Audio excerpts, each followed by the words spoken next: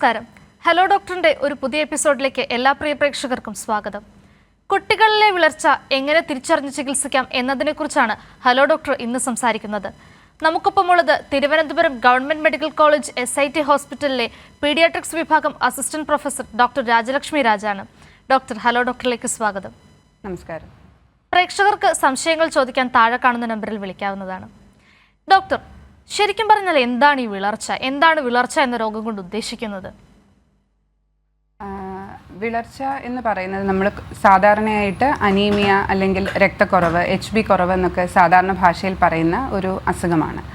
നമ്മുടെ സമൂഹത്തിൽ പരക്കെ കാണുന്ന, നമ്മൾ തിരിച്ചറിയാതെ പോകുന്ന പരക്കെ കാണുന്ന ഒരു അസുഖമാണ് വിളർച്ച എന്ന് പറയുന്നത്. അത് കൂടുതലായിട്ടും കുട്ടികളിൽ കുറച്ചുകൂടെ കൂടുതലായിട്ട് മുതിർന്നവരെക്കാളും നമ്മൾ കാണാറുണ്ട്. പ്രത്യേകിച്ചും പോഷകാഹാരക്കുറവ് കാരണമുള്ള വിളർച്ചയാണ് കുട്ടികളിൽ കൂടുതലായി നാം കണ്ടുവരുന്നത്. അപ്പോൾ ഈ എന്താണ് വിളർച്ച എന്ന് വെച്ചാൽ, നമ്മുടെ ശരീരത്തിലുള്ള രക്തത്തിലുള്ള ഹീമോഗ്ലോബിൻ, അതുപോലെ തന്നെ ചുവന്ന രക്താണു അഥവാ RBC, ഇങ്ങനെയുള്ള ഘടകങ്ങൾ നമ്മുടെ ശരീരത്തിന് വളരെ അത്യാവശ്യമാണ്. കാരണം നമ്മുടെ ലങ്സ് അല്ലെങ്കിൽ ശ്വാസകോശത്തിലെത്തുന്ന ഓക്സിജനെ നമ്മുടെ വിവിധ അവയവങ്ങളിലേക്കും വിവിധ കോശങ്ങളിലേക്കും ഒക്കെ എത്തിക്കുന്നത് ഈ ഹീമോഗ്ലോബിനാണ്. അപ്പോൾ നമ്മൾക്ക് അറിയാം, എല്ലാ അവയവങ്ങൾക്കും എല്ലാ കോശങ്ങൾക്കും ശരിയായി പ്രവർത്തിക്കാൻ ഓക്സിജൻ വളരെ അത്യാവശ്യമാണ്. അപ്പോൾ ഈ ഓക്സിജൻ ശരിക്കും കിട്ടാതെ ഇരിക്കുന്ന ഒരു അവസ്ഥയിലോട്ട് പോകും. അതായത് ഹീമോഗ്ലോബിൻ കുറഞ്ഞു കഴിഞ്ഞാൽ ഓക്സിജൻ ശരിക്കും അവയവങ്ങൾക്ക് വേണ്ട രീതിയിൽ കിട്ടാത്തൊരവസ്ഥയിലേക്ക് പോവുകയും അതിൻ്റെയൊക്കെ പ്രവർത്തനത്തെ ബാധിക്കുന്ന രീതിയിലോട്ട് പോവുകയും ചെയ്യാം. ചെറിയ അളവിലുള്ള വിളർച്ചയാണെങ്കിൽ അത് വലിയ പ്രശ്നങ്ങൾ ഉണ്ടാക്കുന്നില്ല. എന്നാൽ വിളർച്ച കൂടുന്നതനുസരിച്ചിട്ട് അവയവങ്ങളുടെ പ്രവർത്തനങ്ങളെയൊക്കെ ഇത് ബാധിക്കാം. ഒരു കുട്ടി അല്ലെങ്കിൽ ഒരു മുതിർന്ന ആളായാലും ഒരു കുട്ടിയായാലും അവർക്ക് ഒരു 100% പ്രവർത്തിക്കാൻ പറ്റാത്ത ഒരു അവസ്ഥയിലോട്ട് പോകാം വിളർച്ചയുണ്ടെങ്കിൽ. ഡോക്ടർ, അതുപോലെ തന്നെ ഈ മുതിർന്നവരെ കാട്ടിലും എന്തുകൊണ്ടാണ് കുട്ടികളിൽ ഇത് കൂടുതൽ പ്രശ്നമായി വരുന്നത്? അല്ലെങ്കിൽ കുട്ടികളിൽ ഇത്രയും കാര്യങ്ങൾ കൂടുതലായി ശ്രദ്ധിക്കേണ്ടതിൻ്റെ പ്രാധാന്യം എത്രത്തോളമാണ്? അതായത് നമ്മൾ കുട്ടികളിൽ എന്തുകൊണ്ട് ഇത് കൂടുതലായി കാണുന്നു എന്നുള്ളത് നമ്മൾ വിളർച്ചയുടെ കാരണങ്ങൾ എന്തൊക്കെയാണെന്ന് പരിശോധിക്കുമ്പോഴാണ് നമുക്ക് കുറച്ചുകൂടെ മനസ്സിലാവുന്നത്. അപ്പോൾ ഇതിൻ്റെ പ്രാധാന്യത്തെപ്പറ്റി പറയുകയാണെങ്കിൽ, ഞാൻ ഓൾറെഡി പറഞ്ഞു കഴിഞ്ഞു. അതായത് ഒരാൾക്ക് അല്ലെങ്കിൽ ഒരു കുട്ടിക്ക് പ്രവർത്തിക്കാൻ പറ്റുന്നതിൻ്റെ ഒരു 100% പൊട്ടൻഷ്യലിൽ പ്രവർത്തിക്കാൻ സാധിക്കാത്ത ഒരു അവസ്ഥയിലോട്ട് പോകും വിളർച്ചയുള്ള സമയത്ത്. അപ്പം നമ്മളുടെ സമൂഹത്തിൽ നോക്കുകയാണെങ്കിൽ, നമ്മുടെ രാജ്യത്ത് പ്രത്യേകിച്ചും വളരെ കൂടുതലായിട്ട് തിരിച്ചറിയാത്ത രീതിയിൽ, അതായത് കണ്ടുപിടിക്കപ്പെടാതെ ഒരുപാട് ശതമാനം കുഞ്ഞുങ്ങൾക്ക് വിളർച്ചയുണ്ട്. അപ്പോൾ അതിൻ്റെ കാരണങ്ങൾ പലതാവാം, തിരിച്ചറിയാതെപ്പെടാതെ പോകുന്നതിൻ്റെ കാരണങ്ങൾ പലതാകാം. അപ്പോൾ ഈ ഒരു അവസ്ഥ നിലനിൽക്കുന്നത് കൊണ്ട് മാതാപിതാക്കൾക്ക് ശരിയായിട്ടുള്ള വിളർച്ച എന്താണെന്നോ അതിൻ്റെ ലക്ഷണങ്ങൾ എന്താണെന്നോ ശരിയായി തിരിച്ചറിയാൻ പറ്റാത്തത് കൊണ്ടാവാം, അല്ലെങ്കിൽ വലിയ ലക്ഷണങ്ങൾ ഇല്ലാതെ ഇരിക്കുന്നത് കൊണ്ടാവാം. എന്നാൽ പോലും നമുക്കറിയാം, നമ്മുടെ സമൂഹത്തിൻ്റെ ഭാവി വാഗ്ദാനങ്ങളാണ് കുഞ്ഞുങ്ങൾ. അപ്പോൾ അവരുടെ വളരുന്ന പ്രായത്തിൽ അവരുടെ ഭൗതികമായ ശാരീരികമായ വളർച്ചയ്ക്കൊക്കെ പ്രശ്നമുണ്ടാക്കുന്ന രീതിയിൽ വിളർച്ചയുണ്ടെങ്കിൽ അവർക്ക് വളരാനും പ്രവർത്തിക്കുവാനും പറ്റുന്നതിൻ്റെ 100% അവർക്കത് ചെയ്യാൻ പറ്റുന്നില്ലെങ്കിൽ അത് കാര്യമായൊരു പ്രശ്നം തന്നെയാണ്, ഒരുപാട് കുട്ടികളെ അഫക്റ്റ് ചെയ്യുന്ന ഒരു അസുഖം എന്നുള്ള രീതിയിൽ. അപ്പോൾ അതിൻ്റെ ഒരു ഗൗരവാവസ്ഥ മനസ്സിലാക്കിയിട്ടാണ് നമ്മൾ പല ആരോഗ്യ പരിപാടികളും ലോഞ്ച് ചെയ്തിരിക്കുന്നത്, വിളർച്ചയെ ഉന്മൂലനം ചെയ്യുക എന്ന ലക്ഷ്യത്തോടു കൂടി. പ്രത്യേകിച്ചും കേന്ദ്ര സർക്കാരിൻ്റെ അനീമിയ മുക്ത ഭാരത് പ്രോഗ്രാം, അതേപോലെ തന്നെ കേരള സർക്കാരിൻ്റെ വിളർച്ചയിൽ നിന്നും വളർച്ചയിലേക്ക് വിവ എന്ന് പറയുന്ന പ്രോഗ്രാം. ഇതിൻ്റെ എല്ലാം ഉദ്ദേശം എന്ന് തന്നെ പറയുന്നത് സമൂഹത്തിൽ കുറച്ചുകൂടി അവബോധം വിളർച്ചയെപ്പറ്റി ഉണ്ടാക്കിയെടുക്കുക, കൂടുതലായിട്ട് നമ്മൾ വിളർച്ച തിരിച്ചറിയുക, പ്രത്യേകിച്ചും കുട്ടികൾ തിരിച്ചറിയുക, അതിനെ ട്രീറ്റ് ചെയ്യുക എന്നുള്ള ഒരു ഉദ്ദേശത്തോടു കൂടിയാണ് നമ്മൾ ഈ പ്രോഗ്രാം എല്ലാം ലോഞ്ച് ചെയ്തിരിക്കുന്നത്. അപ്പോൾ നമ്മളുടെ കുട്ടികൾ അവർ വളരുന്ന പ്രായത്തിൽ അവർക്ക് 100% അവർക്ക് എന്താണോ അവർക്ക് പൊട്ടൻഷ്യൽ ഉള്ളത്, ആ ഒരു പൊട്ടൻഷ്യൽ തന്നെ വളരണം എന്നുള്ള ഉദ്ദേശത്തോടു കൂടിയാണ് നമ്മൾ വിളർച്ച ഇല്ലാതെ ആക്കണം എന്നുള്ള ഉദ്ദേശത്തോടു കൂടിയാണ് നമ്മൾ ഈ പരിപാടികളെല്ലാം സംഘടിപ്പിക്കുന്നത്. ഡോക്ടർ, അതുപോലെ തന്നെ നമ്മൾ ഈ കുട്ടികളിലെ വിളർച്ചയെക്കുറിച്ച് കൂടുതൽ സംസാരിക്കുകയാണെങ്കിൽ ഏത് പ്രായത്തിലുള്ള കുട്ടികളിലാവും ഏറ്റവും കൂടുതൽ ഈ വിളർച്ച കണ്ടുവരുന്നത്? നമ്മൾ എല്ലാ പ്രായത്തിലുള്ള കുഞ്ഞുങ്ങൾക്കും വിളർച്ചയുണ്ടാകാം. പക്ഷേ ചില പ്രായക്കാരിൽ കൂടുതലായി വിളർച്ച കാണാറുണ്ട്. പ്രത്യേകിച്ചും 6 മാസത്തിനും 1 വയസ്സിനും ഇടയ്ക്ക് പ്രായമുള്ള കുഞ്ഞുങ്ങൾ. 6 മാസത്തിനും 1 വയസ്സിനും ഇടയ്ക്ക് എന്ന് പറയുമ്പോൾ ഒരു ഗർഭിണിയായിരിക്കുന്ന അമ്മയിൽ നിന്നുമാണ് സാധാരണഗതിയിൽ കുഞ്ഞിന് അയണിൻ്റെ സ്റ്റോർ കിട്ടുന്നത്. അതായത് ഗർഭാവസ്ഥയിൽ അമ്മയിൽ നിന്നും കുഞ്ഞിന് ഈ അയൺ സ്റ്റോർ കിട്ടുന്നു. അപ്പോൾ ഈ ഒരു അയൺ സ്റ്റോർ കുഞ്ഞിൻ്റെ ശരീരത്ത് കാണും. പക്ഷേ കുഞ്ഞ് 6 മാസം പാല് മാത്രമാണ് കുഞ്ഞിൻ്റെ ആഹാരം. അപ്പോൾ പാലെന്ന് പറയുന്നത് അയണിൻ്റെ നല്ലൊരു സ്രോതസ്സല്ല. അപ്പോൾ അങ്ങനെ പാല് മാത്രം കുടിക്കുന്ന കുഞ്ഞുങ്ങളിൽ അമ്മയിൽ നിന്ന് കിട്ടിയ ഈ ഒരു അയൺ സ്റ്റോർ കുറഞ്ഞു വരികയും അവർക്കൊരു 6 മാസം പ്രായമാവുമ്പോഴേക്കും അതിൻ്റെ സ്റ്റോർ വളരെയധികം കുറയുകയും അവർ വിളർച്ചയിലേക്ക് പോവുകയും ചെയ്യാം. അപ്പോൾ അങ്ങനെ 6 മാസത്തിനും 1 വയസ്സിനും ഇടയ്ക്കുള്ള കുഞ്ഞുങ്ങളിൽ വിളർച്ച കൂടുതലായിട്ട് കാണാറുണ്ട്. അതുകൊണ്ട് തന്നെയാണ് നമ്മൾ കുഞ്ഞുങ്ങൾക്ക് കുറുക്ക് പോലെയുള്ള ആഹാരങ്ങളൊക്കെ തുടങ്ങുന്ന സമയത്ത് നമ്മൾ അയൺ കൂടുതലായിട്ടുള്ള റാഗി പോലെയുള്ള ആഹാരം നിർബന്ധമായിട്ടും കുഞ്ഞിൻ്റെ ഭക്ഷണത്തിൽ ഉൾപ്പെടുത്തണം എന്ന് ഡോക്ടർമാർ നിർദ്ദേശിക്കാനുള്ള കാരണവും ഇതുതന്നെയാണ്. പിന്നീട് നമ്മൾ കാണുന്ന ഒരു പ്രായക്കാരെന്ന് പറയുന്നത് കൗമാര പ്രായക്കാരാണ്. കാരണം അവർക്ക് ആ പ്രായത്തിൽ വളർച്ച കൂടുതലായിട്ട് നടക്കുന്നൊരു പ്രായമാണ്. അപ്പോൾ അവർക്ക് പോഷകാഹാരം കുറച്ചുകൂടെ കൂടുതൽ വേണ്ട ഒരു പ്രായവുമാണ്. അപ്പോൾ അങ്ങനെയുള്ള പ്രായത്തിലുള്ള കുഞ്ഞുങ്ങൾക്കും കൂടുതലായിട്ട് വിളർച്ച കാണാറുണ്ട്. പ്രത്യേകിച്ചും പെൺകുട്ടികൾക്ക് അവർക്ക് പീരിയഡ്സ് അല്ലെങ്കിൽ മാസമുറ ഉണ്ടാകുന്ന സമയത്ത് ശരീരത്തിൽ നിന്നും രക്തം നഷ്ടമാവുകയും അപ്പോൾ അവർക്ക് കൂടുതലായിട്ട് വിളർച്ചയ്ക്ക് സാധ്യതയും കാണാറുണ്ട്. അതുപോലെ തന്നെ ചോദിച്ച ഒരു കാര്യം, എന്തൊക്കെയാണ് നമ്മൾ ഈ വിളർച്ചയുടെ കാരണങ്ങൾ, ഈ പ്രായക്കാരിലാണ് കൂടുതലായിട്ട് നമ്മൾ വിളർച്ച കാണുന്നതെന്ന് പറഞ്ഞു. എന്തൊക്കെയാണ് ഇതിൻ്റെ കാരണമെന്ന് പറഞ്ഞാൽ കൂടിയേ കുട്ടികളിൽ എന്തുകൊണ്ട് കൂടുതൽ വിളർച്ച കാണുന്നു എന്നുള്ളത് നമുക്ക് കുറച്ചുകൂടെ ബോധ്യമാവുകയുള്ളൂ. അപ്പോൾ മെയിനായിട്ടും നമുക്ക് ഒരുപാട് കാരണങ്ങൾ കൊണ്ട് വിളർച്ച ഉണ്ടാവാം. പക്ഷേ അതിൽ ചില കാരണങ്ങൾ വളരെ വിരളമായിട്ട് കാണുന്ന കാരണങ്ങളാണ്. സാധാരണയായിട്ട് നമ്മൾ കാണുന്ന കാരണങ്ങളല്ല. ചില തരത്തിലുള്ള ജന്മനാ ഉള്ള വിളർച്ച രോഗങ്ങൾ, അതേപോലെ ചില ക്യാൻസറുകൾ, തലസീമിയ പോലെയുള്ള അസുഖങ്ങൾ, ഇതിലൊക്കെ വിളർച്ച നമ്മൾ വളരെ കുറവ് കേസുകളിൽ മാത്രമേ കാണുന്നുള്ളൂ. പക്ഷേ ഏറ്റവും സാധാരണയായിട്ട് നമ്മൾ കാണുന്നത് പോഷകാഹാരക്കുറവ് കാരണമുള്ള വിളർച്ചയാണ്. അത് കൂടുതലായിട്ടും അയണിൻ്റെ കുറവ് കാരണമാണ് നമുക്ക് വിളർച്ച കാണാറുള്ളത്. അതുപോലെ തന്നെ വേറെ പോഷകങ്ങൾ, വൈറ്റമിൻ B12, ഫോളിക് ആസിഡ് തുടങ്ങിയ പോഷകാഹാരങ്ങൾ ഒക്കെ ഇല്ലാതെ വരുമ്പോഴും വിളർച്ച കാണാറുണ്ട്. അപ്പോൾ ഈ പോഷകാഹാരക്കുറവ് കാരണമുള്ള വിളർച്ച തന്നെയാണ് കുഞ്ഞുങ്ങളിൽ ഏറ്റവും സാധാരണയായിട്ട് കാണുന്നത്. അത് 2 സന്ദർഭങ്ങളിലാണ് കാണുന്നത്. ഒന്നാമതായിട്ട് കുഞ്ഞ് ശരിക്ക് ഭക്ഷണം കഴിക്കാത്തൊരവസ്ഥ. അതായത് പൊതുവെ കുഞ്ഞ് ഭക്ഷണം കഴിക്കുന്നത് കുറവാണ്. നമുക്കെല്ലാവർക്കും അറിയാവുന്നൊരു കാര്യമാണ്. ചെറിയ കുഞ്ഞുങ്ങൾക്ക് ഭക്ഷണം കൊടുക്കുക എന്ന് പറയുന്നത് വളരെ പ്രയാസമുള്ളൊരു കാര്യമാണ്. ചില കുട്ടികൾ ഭക്ഷണം കഴിക്കുന്നത് കുറവാണ്. അപ്പോൾ അങ്ങനെ കഴിക്കാത്തൊരവസ്ഥയിൽ അവരുടെ തൂക്കം കുറയുന്നു, അവർക്ക് ചിലപ്പോൾ പൊക്കം കുറവായിരിക്കും. അതിൻ്റെ കൂടെ തന്നെ അവർക്ക് വിളർച്ചയും ഉണ്ടാകാം. അതുകൂടാതെ ചില കുഞ്ഞുങ്ങൾ ഭക്ഷണം ആവശ്യത്തിന് കഴിക്കുന്നുണ്ടാവും, പക്ഷേ അവർ ഈ അയണും ഫോളിക് ആസിഡും ഒക്കെ അടങ്ങിയ ഭക്ഷണം ശരിയായ അളവിൽ കഴിക്കുന്നുണ്ടാവില്ല. അപ്പോൾ അങ്ങനെയുള്ള കുഞ്ഞുങ്ങൾക്ക് തൂക്കമൊക്കെ കറക്റ്റായിരിക്കും, പക്ഷേ അവർക്ക് വിളർച്ചയുണ്ടാവാം. എന്നാൽ നമ്മൾ അവരിൽ വിളർച്ചയുണ്ടെന്ന് സംശയിക്കുകയുമില്ല. അപ്പോൾ അതിൻ്റെ ഒരു കാരണം എന്ന് പറയുന്നത് മാതാപിതാക്കൾക്ക് ശരിയായിട്ട് അയൺ അടങ്ങിയ ഭക്ഷണങ്ങൾ എന്തൊക്കെയാണ് എന്നുള്ളതിനെപ്പറ്റി ശരിയായിട്ടൊരു അറിവില്ലാതിരിക്കുകയും അത് ഫുഡിൽ ഉൾപ്പെടുത്താതിരിക്കുകയും ഒക്കെ ചെയ്യുമ്പോഴാണ് അങ്ങനെയുള്ള കുട്ടികളിൽ നമ്മൾ വിളർച്ച കാണുന്നത്. അതേപോലെ തന്നെ പ്രധാനപ്പെട്ട വേറൊരു കാര്യമാണ് വിരശല്യം. കുട്ടികളിൽ വിരശല്യം പൊതുവെ കുറച്ചുകൂടെ കൂടുതലാണ് മുതിർന്നവരെക്കാട്ടിലും. അപ്പോൾ നമ്മുടെ നാട്ടിൽ പ്രത്യേകിച്ചും വിരശല്യം കൂടുതലായിട്ടുള്ള ഒരു സ്ഥലമാണ്. അപ്പോൾ മണ്ണിൽ കളിക്കുകയും കുട്ടികൾ നടന്നു തുടങ്ങുകയൊക്കെ ചെയ്ത് കഴിയുമ്പോൾ, കുട്ടികൾക്ക് 1 വയസ്സൊക്കെ പ്രായമായി കഴിയുമ്പോഴാണ് വിര അവരുടെ ശരീരത്ത് പ്രവേശിക്കുന്നതും അത് ആമാശയത്തിൽ താമസിക്കുകയും അതേപോലെ തന്നെ അവിടുന്ന് ചെറിയ രീതിയിൽ രക്തം ഊറ്റി കുടിക്കുകയും അങ്ങനെ കുറച്ച് നാൾ കഴിയുമ്പോൾ അവർ വിളർച്ചയിലോട്ട് പോവുകയും ചെയ്യാം. അതേപോലെ തന്നെ അവർക്ക് ആഹാരം കഴിക്കാനുള്ള വിശപ്പില്ലായ്മയും അങ്ങനെയുള്ള കാരണങ്ങളും പോഷകാഹാരക്കുറവിലേക്ക് അവരെ നയിക്കാം. അപ്പോൾ ഈ പറഞ്ഞ കാരണങ്ങൾ കൊണ്ടാണ് സാധാരണഗതിയിൽ കുട്ടികൾ കൂടുതലായിട്ട് വിളർച്ച കാണുന്നതും നമ്മളത് തിരിച്ചറിയണം എന്നുള്ളതിൻ്റെ പ്രാധാന്യം. ഡോക്ടർ, അതുപോലെ തന്നെ ഈ കുട്ടികളിൽ അല്ലെങ്കിൽ വിളർച്ചയുള്ള കുട്ടികൾ കാണിക്കുന്ന രോഗലക്ഷണങ്ങൾ എന്തൊക്കെയാവാം? ഒരു ഡോക്ടറുടെ സഹായമില്ലാതെ തന്നെ മാതാപിതാക്കൾക്ക് കുട്ടിക്ക് വിളർച്ചയുണ്ടെന്ന് കണ്ടെത്താനാകുമോ?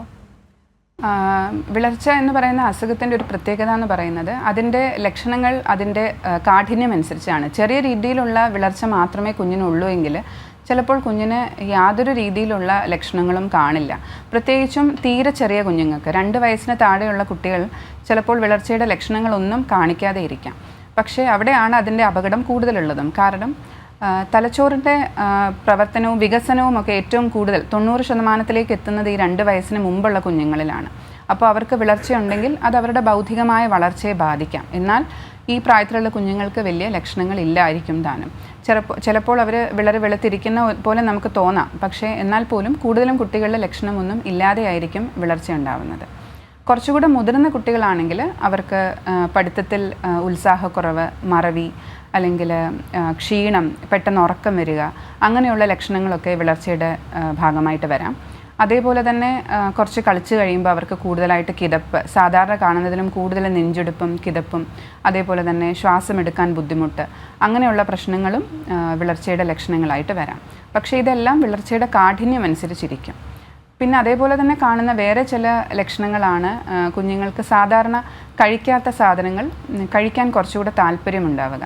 അതായത് മണ്ണ് കഴിക്കാൻ, അതേപോലെ തന്നെ വേവിക്കാത്ത അരി കഴിക്കുക, ഐസ് കഴിക്കുക, ഇതിനൊക്കെ നമ്മൾ പൈക്ക എന്നാണ് പറയുന്നത്. അപ്പോൾ ഇങ്ങനെയുള്ള സാധനങ്ങൾ കഴിക്കാനുള്ള കുറച്ചുകൂടെ ഒരു താല്പര്യം വിളർച്ചയുള്ള കുട്ടികൾ ചിലപ്പോൾ കാണിക്കാറുണ്ട്. അപ്പോൾ ഇങ്ങനെയുള്ള ലക്ഷണങ്ങളാണ് പൊതുവെ നമ്മൾ വിളർച്ചയുള്ള കുട്ടികളിൽ കാണുന്നത്. പക്ഷേ ഈ ലക്ഷണങ്ങളെല്ലാം നമ്മൾ അവഗണിക്കാൻ സാധ്യതയുള്ള ലക്ഷണങ്ങളാണ്. കുഞ്ഞിന് മടിയാണെന്ന് നമുക്ക് വിചാരിക്കാം, അല്ലെങ്കിൽ വേറെ എന്തെങ്കിലും അസുഖം, അല്ലെങ്കിൽ നമുക്ക് ഇത് പ്രശ്നമൊന്നും ഇല്ലായിരിക്കാം എന്ന് വിചാരിച്ച് നമ്മൾ അവഗണിക്കാൻ സാധ്യതയുള്ള ലക്ഷണങ്ങളാണിതൊക്കെ. അപ്പോൾ ഇങ്ങനത്തെ ലക്ഷണങ്ങൾ എന്തെങ്കിലും കുട്ടികൾക്ക് തോന്നുന്നുണ്ടെങ്കിൽ നമ്മൾ തീർച്ചയായിട്ടും ഒരു ഡോക്ടറിനെ കാണിച്ചിട്ട് വേറെ പ്രശ്നങ്ങളൊന്നുമില്ല അല്ലെങ്കിൽ രക്തക്കുറവില്ല എന്നുള്ളത് ഉറപ്പുവരുത്തുന്നത് നല്ലതായിരിക്കും.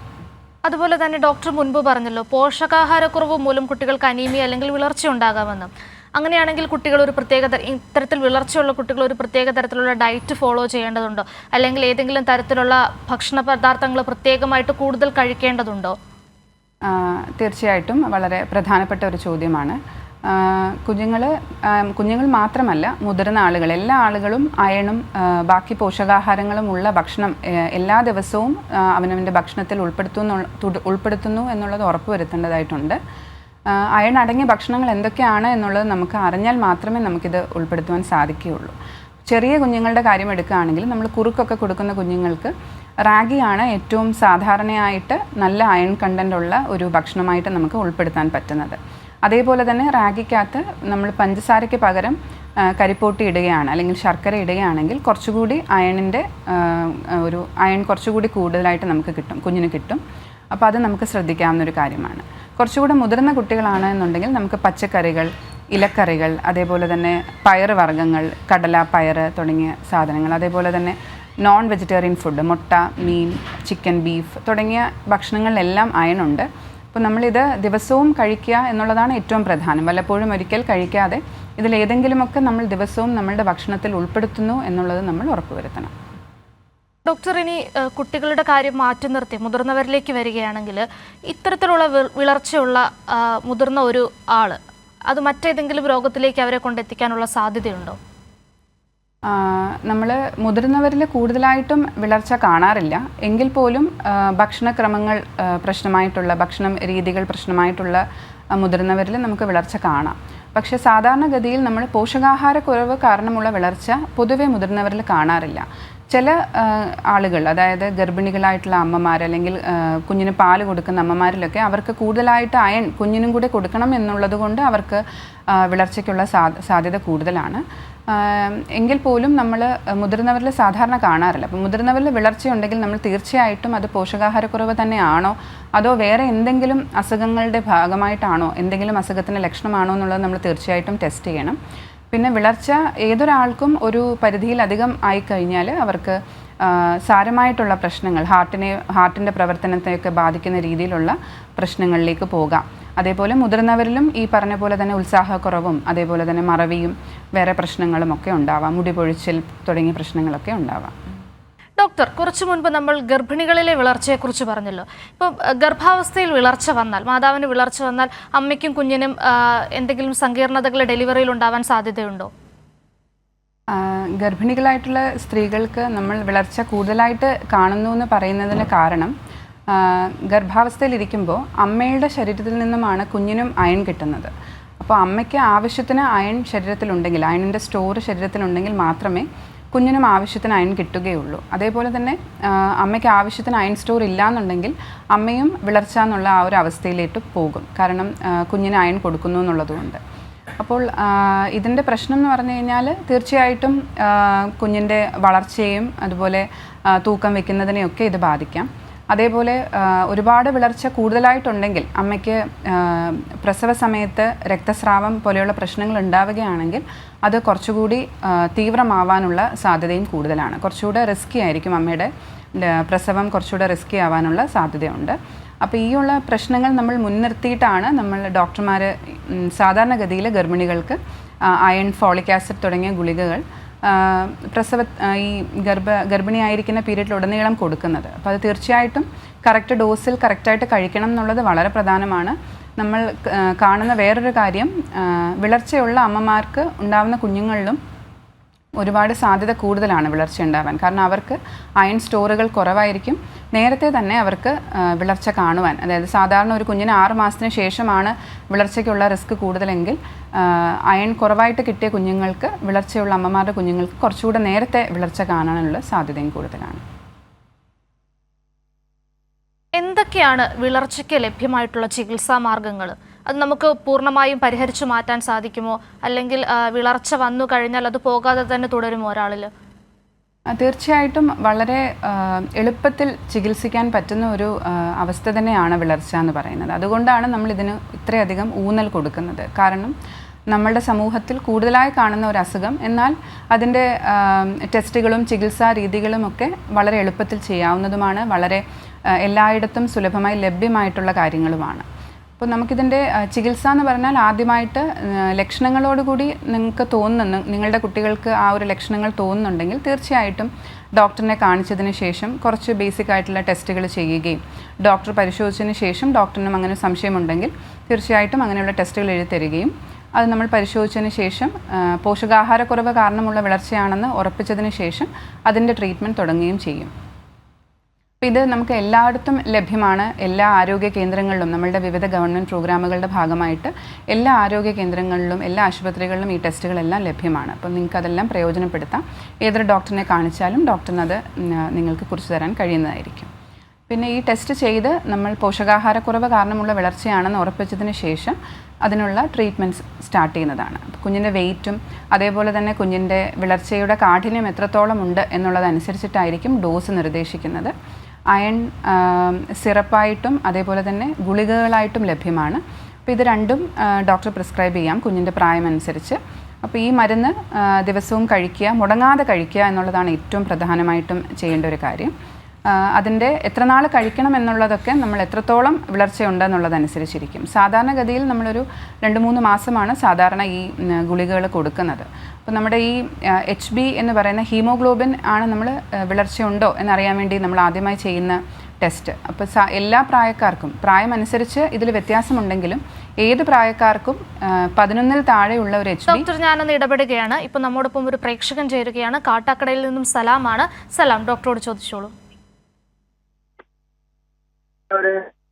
ഹലോ ഹലോ ഹലോ കേൾക്കുന്നുണ്ട്, പറഞ്ഞോളൂ. ഒരു 6 വയസ്സായ ഒരു മോളുണ്ട്. മോളുണ്ട് ഫാത്തിമ. അതിന്റെ ഡോക്ടറെ ഒന്നുകൂടി പറയാമോ? ക്ലിയർ ആയിട്ടില്ല. 6 വയസ്സായ പെൺകുട്ടി. അവിടെ പല്ലിനെ കൊഴിഞ്ഞു പോണ്. പല്ല് കൊഴിഞ്ഞു പോകുന്നു. നടന്നു പോണ്. ഓക്കെ, പല്ല് കൊഴിഞ്ഞു പോകുന്നു എന്നല്ലേ പറഞ്ഞത്? ഡോക്ടർ, പല്ല് പൊടിഞ്ഞു പോകുന്നു എന്നാണ് പ്രേക്ഷകൻ പറയുന്നത്. ഓക്കെ, എങ്ങനെ, ഏത് പല്ലാണ്? ആദ്യമായിട്ട് വന്ന പല്ലാണോ അതോ പല്ല് പോയിട്ട് പിന്നെ വന്ന പല്ലാണോ പൊടിഞ്ഞു പോകുന്നത്? മേഡം, നമ്മുടെ ഫ്രണ്ട് പല്ലില്ലേ, ആ ഫ്രണ്ട് പല്ല് ആദ്യം പോയി. ഓക്കെ, പല്ലിന് അല്ലാതെ വേറെ എന്തെങ്കിലും പ്രശ്നങ്ങളുണ്ടോ? പഴുപ്പോ അല്ലെങ്കിൽ അങ്ങനെ എന്തെങ്കിലും പ്രശ്നങ്ങളുണ്ടോ? ഇല്ല, പഴുപ്പൊന്നുമില്ല. ശരി, കുഞ്ഞിനെ നമുക്ക് ഒന്ന് പരിശോധിച്ചാൽ മാത്രമേ വേറെ എന്തെങ്കിലും അസുഖങ്ങളുടെ ലക്ഷണങ്ങളുണ്ടോ എന്നുള്ളത് തീർത്തും പറയാൻ കഴിയുകയുള്ളൂ. എന്നാൽ പോലും പല്ല് പൊടിഞ്ഞു പോകുന്നത് ചിലപ്പോൾ കാൽഷ്യത്തിൻ്റെ, വൈറ്റമിൻ ഡിയുടെ ഒക്കെ കുറവാവാൻ സാധ്യതയുണ്ട്. അപ്പോൾ അതിൻ്റെ വേറെ ലക്ഷണങ്ങളും കുഞ്ഞിന് പരിശോധനയിലൂടെ നമുക്ക് മനസ്സിലാവുന്നതാണ്. അപ്പോൾ അങ്ങനെ ഉണ്ടെന്നുണ്ടെങ്കിൽ നമുക്ക് കുഞ്ഞിൻ്റെ തൈറോയിഡും അതേപോലെ തന്നെ കാൽഷ്യം, വൈറ്റമിൻ ഡി ലെവലുകളും ഒക്കെ ഒന്ന് നോക്കുന്നത് നല്ലതായിരിക്കും. ആദ്യമായിട്ടൊരു ഡോക്ടറിനെ കാണിച്ചിട്ട് ഡോക്ടർ ഒന്ന് പരിശോധിച്ചതിന് ശേഷം ഈ ടെസ്റ്റുകളൊക്കെ ചെയ്യുന്നതായിരിക്കും നല്ലത്. സാധാരണഗതിയിൽ നമ്മൾ വൈറ്റമിൻ ഡി കുറവ് അല്ലെങ്കിൽ തൈറോയിഡിൻ്റെ പ്രശ്നങ്ങളൊക്കെ ഉണ്ടാവുമ്പോൾ പല്ല് പൊടിഞ്ഞു പോകാനും ശരിയായിട്ട് വളരാതിരിക്കാനും ഒക്കെ സാധ്യതയുണ്ട്. ശരി ഡോക്ടർ, പ്രേക്ഷകന് മനസ്സിലായെന്ന് കരുതുന്നു. ഡോക്ടർ, അതുപോലെ തന്നെ വാർദ്ധക്യത്തിലെ അല്ലെങ്കിൽ പ്രായമായവരിലെ വിളർച്ചയെക്കുറിച്ച് കൂടി ഒന്ന് സംസാരിക്കാമോ? പ്രായമായ ആളുകളിൽ വിളർച്ച ഉണ്ടാകുന്നതിൻ്റെ മെയിനായിട്ടുള്ള കാരണം കുറച്ച് അധികം പ്രായമായ ആളുകളിലെ വിളർച്ചയ്ക്ക് സാധ്യത കൂടുതലായിട്ടുള്ളൂ. കാരണം സാധാരണഗതിയിലുള്ള ആളുകൾ എല്ലാ തരത്തിലുള്ള ഭക്ഷണം കഴിക്കുകയും എല്ലാ തരത്തിലുള്ള ഭക്ഷണ സാധനങ്ങൾ കഴിക്കുകയും ചെയ്യുകയാണെങ്കിൽ അവർക്ക് വിളർച്ചയ്ക്കുള്ള സാധ്യത വളരെ കുറവാണ്. പിന്നെ ചില പ്രത്യേക തരത്തിലുള്ള ഡയറ്റ് ഫോളോ ചെയ്യുന്ന ആളുകൾ, പ്രത്യേകിച്ചും കംപ്ലീറ്റ് ആയിട്ട് വെജിറ്റേറിയൻ ഫുഡ്, വെഗാൻ എന്നൊക്കെ ഉള്ള ആ ഒരു ഡയറ്റൊക്കെ ഫോളോ ചെയ്യുന്ന ആളുകളാണെങ്കിൽ അവർക്ക് വേറെ വൈറ്റമിൻ B12 ഒക്കെ കുറയാനുള്ള സാധ്യതയുണ്ട്. അങ്ങനെയുള്ള ആളുകളിൽ പോഷകാഹാരക്കുറവ് കാരണമുള്ള വിളർച്ച കാണാറുണ്ട്. അല്ലാതെ പൊതുവെ സാധാരണ ആളുകളിൽ പോഷകാഹാരക്കുറവ് കാരണമുള്ള വിളർച്ചയ്ക്ക് സാധ്യത കുറവാണ്.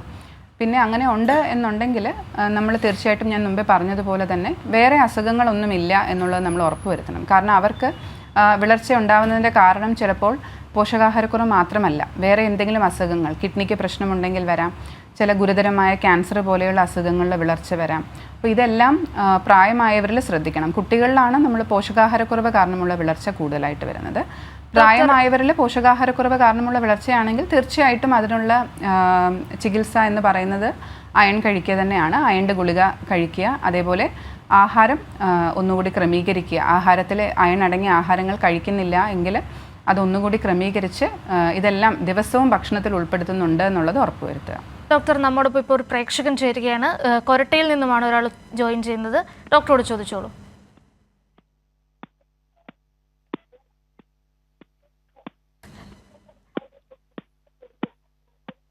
പ്രേക്ഷകന് കേൾക്കുന്നുണ്ടെന്ന് കരുതുന്നു. ഡോക്ടറോട് ചോദിച്ചോളൂ. Hello doctor. ഹലോ. എന്റെ മകളുടെ കുട്ടി ഒരു 3-4 വയസ്സോളായി. അവള് രാത്രി ഉറങ്ങുമ്പോൾ ഭയങ്കര പല്ല് കടിക്കുന്നുണ്ട്. എന്താണ് അതിന് കാരണം? ഒരു പരിഹാരം എന്താണ്? പല്ലുകടി എന്ന് പറയുന്നത് 3-4 വയസ്സുള്ള കുട്ടിയല്ലേ? ഹലോ ഹലോ കേൾക്കാമോ? കേൾക്കാം. കുട്ടിയുടെ പ്രായം 4 വയസ്സെന്നല്ലേ പറഞ്ഞത്? അതെ. പല്ലുകടി നമ്മൾ സാധാരണഗതിയിൽ കോമൺ ആയിട്ട് കുഞ്ഞുങ്ങൾക്ക് കാണാറുണ്ട്. കോമൺ ആയിട്ടല്ല, എന്നാലും ചില കുഞ്ഞുങ്ങളിൽ നമ്മൾ രാത്രിയിലുള്ള ഉറക്കത്തിലുള്ള പല്ലുകടി കാണാറുണ്ട്. അതിന് ബ്രൂക്സിസം എന്ന് നമ്മൾ പറയാറുണ്ട്. അത് വേറെ പ്രത്യേകിച്ച് ഒരു അസുഖത്തിൻ്റെ ലക്ഷണമായിട്ടല്ല നമ്മൾ കാണുന്നത്. പൊതുവെ ഒരു തെറ്റിദ്ധാരണയുണ്ട്, വിരശല്യം കാരണമാണ് പല്ല് കടിക്കുന്നത് എന്നൊക്കെ. അത് തെറ്റായിട്ടുള്ള ഒരു ധാരണ തന്നെയാണ്. വേറെ പ്രത്യേകിച്ച് അസുഖങ്ങളുടെ ലക്ഷണമൊന്നുമല്ല പല്ലുകടി ചില കുഞ്ഞുങ്ങളിൽ സാധാരണയായിട്ട് കാണാറുണ്ട്. അതിൻ്റെ കൂടെ വേറെ എന്തെങ്കിലും ഉറക്കത്തിൽ വേറെ എന്തെങ്കിലും ഡിസ്റ്റർബൻസ് പോലെ ഉണ്ട്, അതായത് സാധാരണ പോലെ ഉറങ്ങുന്നില്ല, വേറെ ഉറക്കക്കുറവോ അല്ലെങ്കിൽ വേറെ എന്തെങ്കിലും പ്രശ്നങ്ങളുണ്ടെങ്കിൽ മാത്രം അതിന് ബാക്കി നമ്മൾ പരിശോധനകളിലൊക്കെ ആവശ്യമുള്ളൂ. ശരി, പ്രേക്ഷകന് മനസ്സിലായെന്ന് കരുതുന്നു. കുട്ടികളിലെ വിളർച്ച എങ്ങനെ തിരിച്ചറിഞ്ഞ് ചികിത്സിക്കാം എന്നതിനെക്കുറിച്ചാണ് ഇന്ന് ഹലോ ഡോക്ടർ സംസാരിച്ചത്. നമ്മോടൊപ്പം ഈ വിഷയത്തെക്കുറിച്ച് സംസാരിച്ചത് Thiruvananthapuram government medical college SIT ഹോസ്പിറ്റലിലെ പീഡിയാട്രിക്സ് വിഭാഗം അസിസ്റ്റന്റ് പ്രൊഫസർ ഡോക്ടർ ലക്ഷ്മി രാജാണ്. ഡോക്ടർ നന്ദി. ഹലോ ഡോക്ടറിൻ്റെ ഇന്നത്തെ എപ്പിസോഡ് ഇവിടെ പൂർണ്ണമാവുകയാണ്.